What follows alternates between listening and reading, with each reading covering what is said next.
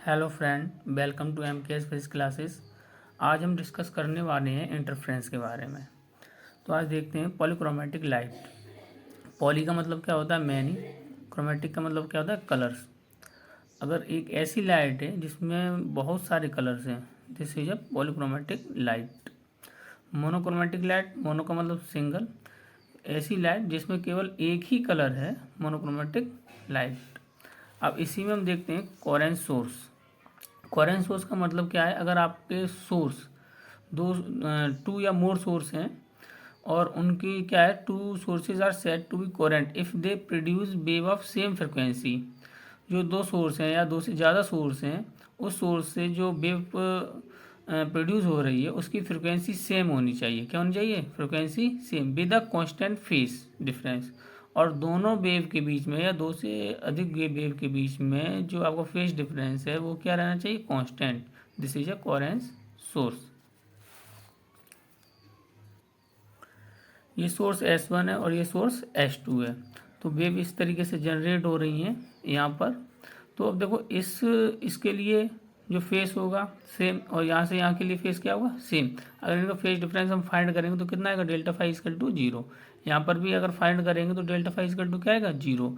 तो this is a source, coherent source, क्योंकि इनकी फ्रिक्वेंसी भी सेम है और फेस जो डिफरेंस है वो भी आपका कांस्टेंट रह रहा है। कितना रह रहा है? Delta five equal to zero, delta five equal to zero. हम इन कोहेरेंट सोर्स की बात करते हैं। देखिए इन कोहेरेंट सोर्स में क्या है, एक सोर्स हमारा ये है और एक सोर्स ये है, ठीक है। अब ये दोनों सोर्स जो है डिफरेंट डिफरेंट हैं, तो इसकी फ्रिक्वेंसी कुछ है, इसकी फ्रिक्वेंसी कुछ है। तो फ्रिक्वेंसी सेम ना होने पर तो ये दोनों सोर्स क्या होंगे? Incoherent source, having no definite और स्टेबल फेस रिलेशनशिप। क्योंकि ये दोनों जो सोर्स हैं ये डिफरेंट डिफरेंट सोर्स हैं और इनसे जो वेव पास हो रही है इनकी फ्रिक्वेंसी डिफरेंट डिफरेंट है। तो ये क्या होंगे? Incoherent source. Sinusoidal wave. अब देखिए ये एक्स एक्सिस, ये बाई एक्सिस है, ठीक है। यहाँ पर हमने एक वेव को रिप्रेजेंट किया है। जो वेव का फंक्शन किस किस में है? एक्स और टी में। जो एम्पलीट्यूड है कितना है? ए। तो साइनसोइडल वेव के लिए जो इक्वेशन होती है वो क्या होती है? Y equal to a sine k x minus omega t plus five, ठीक है।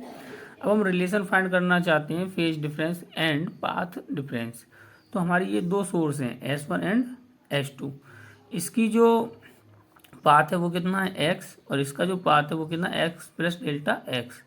तो कहने का मतलब जो S2 सोर्स से जो वेव पास हो रही हैं वो S1 सोर्स के रेस्पेक्ट में डेल्टा एक्स डिस्टेंस ज़्यादा कवर कर रही हैं। तो delta x is a face, sorry, path difference, ठीक है। अगर हम x प्लस डेल्टा एक्स में से x सब्ट्रैक्ट करेंगे तो एक्स एक्स कैंसिल हो जाएगा, तो डेल्टा एक्स क्या हो जाएगा? एक्स्ट्रा पाथ हो जाएगा, जिसे हम बोलेंगे पाथ डिफरेंस। तो हम S1 सोर्स के लिए इक्वेशन देख लेते हैं। तो क्या होगी? y1 equal to y not one, ये क्या है? Amplitude, sine k x minus omega t, equation number first. इससे इस सोर्स के लिए हम इक्वेशन देखते हैं तो क्या होगी? Y two equal to y not two sine k. अब x क्या चीज़ है? x की जगह क्या आएगा? इसने कितनी डिस्टेंस कवर की? x। ये कितनी कर रही है? x plus delta x. तो x की जगह क्या आएगा? x plus delta x minus omega t, equation second. Where omega और न्यू सेम, जब ओमेगा और न्यू सेम होंगे तभी ये दोनों सोर्स क्या होंगे? Coherent source. और कोहेरेंट सोर्स के लिए हम फाइंड कर रहे हैं relation between delta phi and delta x. Y not two sine multiply कीजिए के एक्स और क्या हो जाएगा? Plus k delta x minus omega t. तो हम इसको लिख सकते हैं k x minus omega t plus k delta x. अब देखो ये जो है k x minus omega t, sine के भीतर जो फेस होता है ये, इसे हम क्या बोलते हैं? फेस। तो इसका फेस कितना है? K x minus omega T. इसका कितना है? K x minus omega t plus k delta x. तो कहने का मतलब ये एक्स्ट्रा फेस है, इतना फेस दोनों में मैच कर रहा है। और के डेल्टा एक्स क्या है? एक्स्ट्रा फेस है, जिसे हम बोलेंगे फेस डिफरेंस, डेल्टा फाइव। तो हमारा यहाँ से डेल्टा फाइव इक्वल टू क्या हो गया? के डेल्टा एक्स। तो डेल्टा फाइव हमारा कितना है? के डेल्टा एक्स। और के को हम लिखते हैं टू पाई अपॉन लेमडा, जहाँ पर लेमडा क्या चीज़ है? Wavelength. तो delta five equal to two pi upon lambda into delta x, ये रिलेशन हो गया, relation between phase difference and path difference. If delta x equal to lambda, अगर हम डेल्टा एक्स की जगह क्या पुट कर दें, लैम्डा, तो then delta five equal to कितना आ जाएगा, 2 पाई, क्योंकि लैम्डा से लैम्डा कैंसिल हो जाएगा। If delta x equal to lambda by 2 then delta five equal to हमारा कितना आ जाएगा, पाई। अगर हम डेल्टा एक्स की जगह क्या पुट करें, lambda by, then delta five equal to हमारा क्या होगा, पाई। अब हम बात करते हैं superposition of waves, principle of superposition. When two और more waves superpose in a medium particle then this is called superposition of waves at that position. कहने का मतलब हमारे पास अगर दो या दो से अधिक वेव्स हैं, वो एक दूसरे के ऊपर क्या कर रही हैं, सुपरपोज हो रही हैं, तो उस प्रिंसिपल को हम बोलते हैं principal of superposition. Suppose that ये S1 सोर्स है हमारा, ये क्या है S2 सोर्स है, दो सोर्स हमारे पास हैं, और ये जा करके इस पॉइंट पर जा करके ये दोनों क्या हो रही हैं, सुपरपोज हो रही हैं, और इसका एम्पलीट्यूड कितना A1 और इसका एम्पलीट्यूड कितना है A2। ठीक है, अब हम बात करते हैं oscillation of P are due to waves superposition. तो यहाँ पर जो है ये वेव और ये वेव एक दूसरे को क्या करेंगे, सुपरपोज हो रही हैं, और इसका एम्पलीट्यूड कितना है A1, इसका कितना है A2। और जहाँ पर ये सुपरपोज हो रही हैं तो वहाँ पर क्या होगा, इंटेंसिटी जो होगी वेव्स की वो आपकी डिफरेंट होगी, मैक्सिमम भी हो सकती है और मिनिमम भी हो सकती है।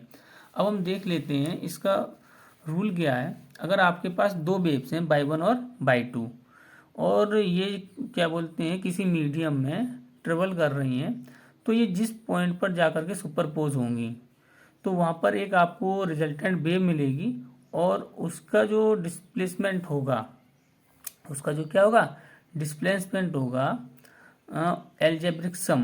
This is a principal of superposition. जैसे if by 1 and by 2 are the displacement eight point P due to wave from S1 plus S2 independently, then according to principle of superposition the resulting displacement of particle at P in influence of both waves is given as। कहने का मतलब resultant wave का जो displacement होगा वो इन दोनों wave के algebraic sum होगा। देखिए जैसे कि वेक्टर y1 और वेक्टर y2 टू वेव है, ये एक दूसरे को जहाँ सुपरपोज कर रही है वहाँ पे हमें रिजल्टेंट वेव मिली, और रिजल्टेंट वेव का जो डिस्प्लेसमेंट होगा वो क्या होगा, वेक्टर y1 प्लस y2। अब इसमें हम कंडीशन देख लेते हैं, superposition of wave pulse in a string की बात कर रहे हैं, लेकिन ये ठीक है, तो हम एक बार देख लेते हैं इसमें। अगर एक वेव आपकी इस साइड से जा रही है और एक बार वेव इस साइड से आ रही है, तो ये क्या करेंगे, यहाँ पर कहीं सुपरपोज होंगी। अब देखो इनके जो एम्पलीट्यूड है वो क्या है, सेम है, इसका H1 है, इसका H2 है, तो ये यहाँ सुपरपोज करेंगी, दोनों मिलेंगी, तो रिजल्टेंट जो वेव बनेगी उनका जो डिस्प्लेसमेंट आएगा या फिर एम्पलीट्यूड आएगा इन दोनों के एल्जेब्रिक सम के इक्वल आएगा। जैसे कि ये H1 और ये क्या है H2, तो रिजल्टेंट वेव बनेगी वो क्या बनेगी, H1 प्लस H2। ठीक है, इसको बोलते हैं कंस्ट्रक्टिव इंटरफ्रेंस, क्योंकि यहाँ पर इंटेंसिटी क्या है, मैक्सिमम है। अब ये बाद में क्या होगी, ये वाली वेव इस साइड चली जाएगी और ये वाली वेव इस साइड में चली जाएगी सुपरपोज के बाद। देखिए यहाँ पर इसका एम्पलीट्यूड A है, इसका एम्पलीट्यूड A है, ये इस साइड है, ये इस साइड है, वेव है, ठीक है, लाइट वेव। अब ये एक दूसरे को सुपरपोज करेंगी तो इनका जो एम्पलीट्यूड होगा वो क्या हो जाएगा, इन दोनों के सम के। और जब भी एम्पलीट्यूड क्या होता है, इंटेंसिटी के डायरेक्टली स्क्वायर के प्रोपोर्शनल होता है, तो एम्पलीट्यूड इंक्रीज करेगा तो इंटेंसिटी भी क्या होगी, इंक्रीज। तो इंटरफ्रेंस में क्या होता है, जब दो वेव्स जो होती हैं जब सुपरपोज करती हैं, अगर इंटेंसिटी मैक्सिमम हो रही है तो उसको हम बोलते हैं कंस्ट्रक्टिव इंटरफ्रेंस। अब यहाँ पर देखिए एक वेव इस साइड में, एक वेव इस साइड में, अब ये यहाँ पर सुपरपोज होगा, यहाँ पर सुपरपोज होगा, इनका एम्पलीट्यूड इसका एम्पलीट्यूड क्या है, सेम, एम्पलीट्यूड क्या है, सेम। तो यहाँ पर जो रिजल्टेंट वेव का एम्पलीट्यूड होगा वो कितना होगा, 0। जब एम्पलीट्यूड 0 हो गया तो इंटेंसिटी क्या होगी, 0। तो इस कंडीशन को बोलते हैं डिस्ट्रक्टिव इंटरफ्रेंस।